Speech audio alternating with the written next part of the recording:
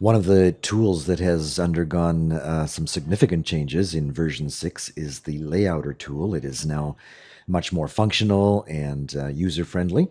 Let's go take a look at it. Basically, what the Layouter tool will do is take any still or video clip and allow you to resize it, reposition it, zoom in on it, zoom out on it, just a variety of different things that you can do with the Layouter tool to manipulate your image.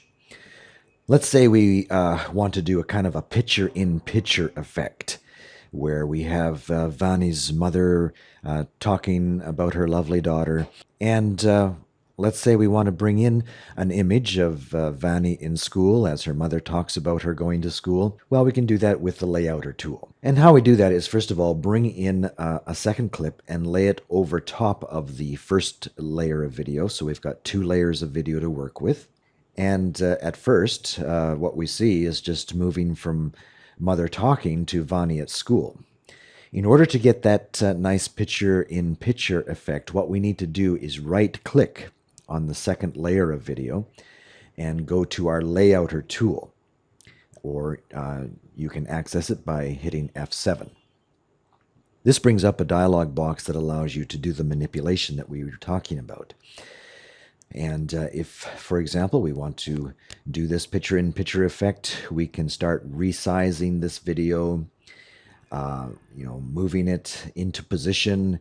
We can crop the video. Let's say we don't want to see so much of Vani's friend. We can crop out the right-hand portion of that, maybe crop out some of the bottom portion of that video, and then just by going over to the image itself, we can reposition it again. Maybe crop off a little bit of the left portion as well. And maybe just to give it a little bit more definition, we could add a border. Just scroll down on your tool there and define the width of your border. You can kind of watch it in real time as you make your changes. And let's maybe change the color to maybe a dark red. And might want to just reposition it a little bit more. If we want to, we could also resize it. Just go up to one of the corners there and start dragging it inwards. And then you have it resized, reposition it again. And let's give that a try. Hit OK. And see how that looks. So mother's talking, and we probably don't want it popping on. So with our mix tool on over here, we can set a node there and drag down the first one so it dissolves up.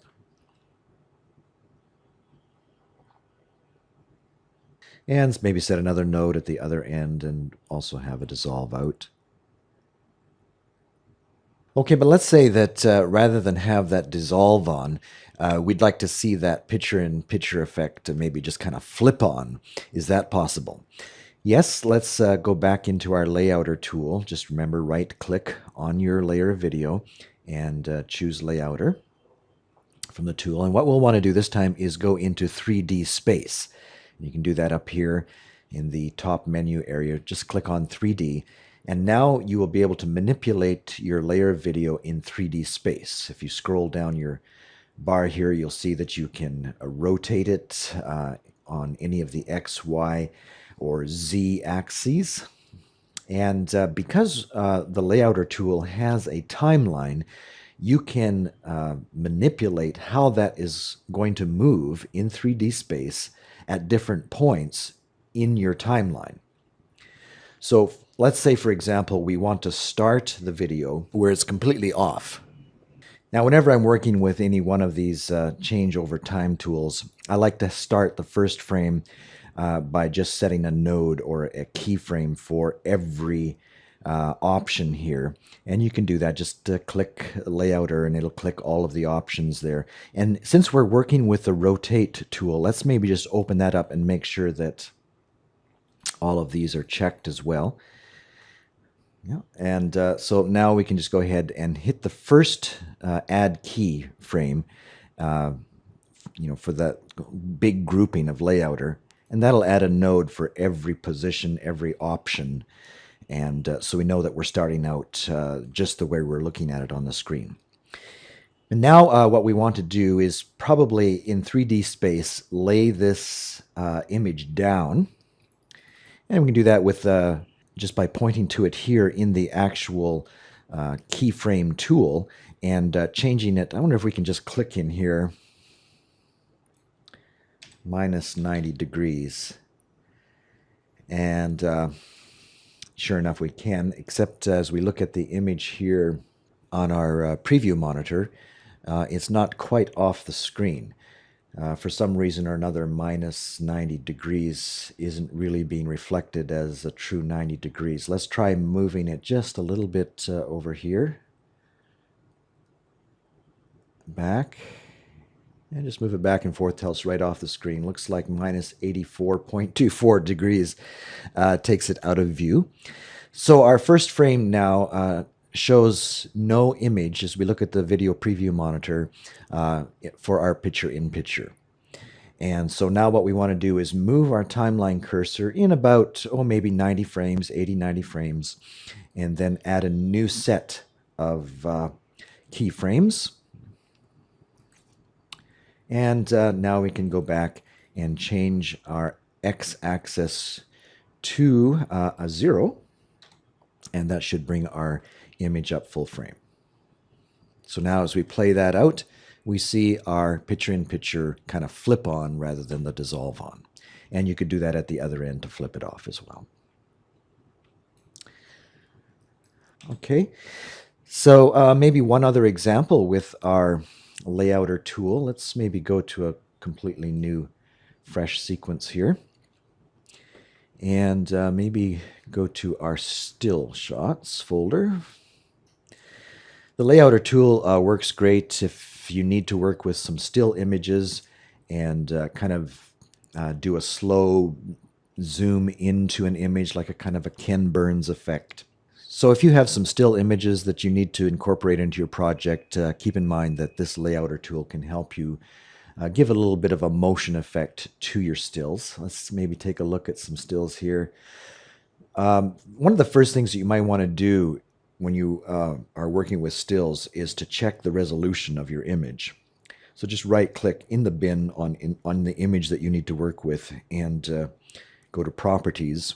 And as we look at the frame size on these, we see that they're only 2,000 pixels times 133. So it doesn't really give us a lot to work with. I think when I brought these in, I reformatted them or resized them from the camera resolution to more of an HDV resolution. Let's maybe go after some other images that are full resolution. Yeah, here's some from a recent trip that I took to Mongolia. If you've never had the opportunity to go to Mongolia, it is an amazing place to visit. Just recommend that you go sometime either July or August. That's about the only good weather you're going to get in Mongolia, unless you love wintertime. Okay, now as a general rule, just a general principle, you want to avoid bringing in a lot of full resolution still images. For some reason or another, and it's not just Edius, most video editing programs have this problem. If you bring in hundreds of stills and start working with them on the timeline, you are running the risk of running into some problems. But Edius is okay to bring in the odd still image and work with it. So don't worry about that. Let's see what we've got here. We double click on this image. Let's bring it down to our timeline. And any still image that you have, you can stretch out, of course, and make as long as you like on your timeline. Now, because of the aspect ratio of these still images, it doesn't quite fill the 16:9 aspect ratio. But as we double click on this and go into it with our layouter tool, because it's a high resolution, maybe we should first of all go into Properties and notice that this JPEG photo is a lot larger than the HDV size. So we are going to be able to zoom into this image a lot without losing any definition. So let's go again back to our layouter tool. And the first thing we'll probably want to do is go full screen. And we can do that by using the stretch tool. Just scroll down near the bottom there, you'll see the stretch tool. You'll notice that it's showing us that the image right now is only at 34% resolution. So that means we've got a lot of room that we can zoom in before it reaches 100% and we start losing definition. And before we start zooming in, just make sure that you have the preserve frame aspect checked. And now we can just start scrolling up on our image percentage here so that the image is completely filling our screen, our high definition screen.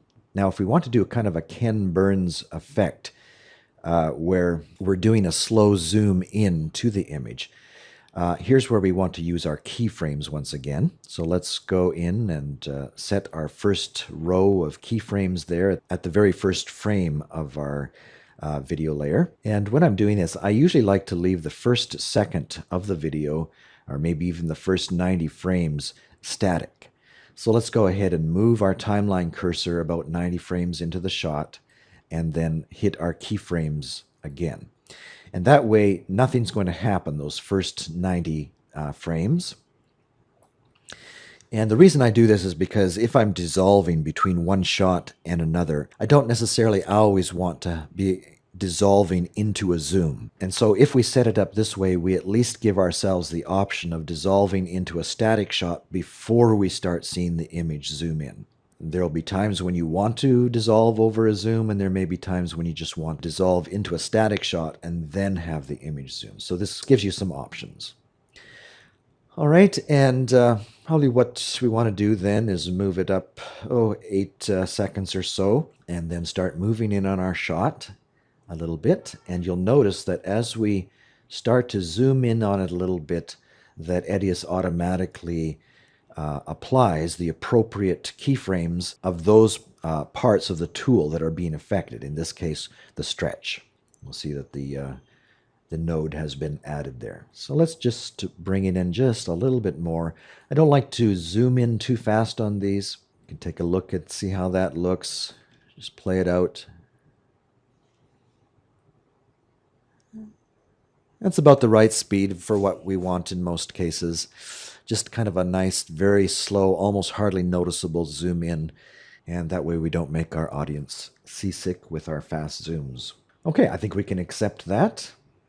And now as we go back to our image and play it out, we see that the first little bit is static, but then it starts to make a nice slow zoom in. And it kind of helps to make still frames match the idea and the feel, the concept of video just a little better if you can add a little bit of motion to your still images. All right, well, I think that pretty much does it for the layouter tool. There's a whole lot more that you can do with a layouter tool. Just keep in mind that if you ever need to manipulate the cropping, the size, the position, the rotation of any of your still images or video clips, the layouter tool is the tool to go to.